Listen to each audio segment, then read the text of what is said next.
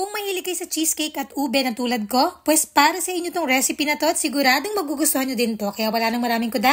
Simulan na natin. Isang malaking mixing bowl, maglagay ng 226 grams ng cream cheese. Then, gamit ang mixer, ibibit natin to along with 2 to 3 tablespoons ng granulated sugar. Kung wala kayong mixer sa bahay, carry na rin ng whisk. Next, add 1 tablespoon cornstarch, mix until smooth. Next, add 2 eggs, 1 egg yolk, 1/2 cup all-purpose cream, then mix lang ulit. At syempre, since ube cheesecake nga ito, gagamit tayo ng real ube halaya instead of ube flavor. Syempre, para mas masarap at lasang-lasa natin yung ube. Bali, 1 cup ng ube halaya pala yung nilagay ko dyan. And then I also added a few drops of ube food color and a pinch of salt. Pag okay na, pwede na natin itong i-transfer sa isang pan lined with baking paper or parchment paper. Then, ibibake na natin to under 220 degrees Celsius for 45 minutes. At syempre, basta hindi lang maganda yung kinalabasan, masarap din yan siya. Ayun, share ko lang kasi nahaliw na naman ng ina nyo. Sana kayo rin. Babushi!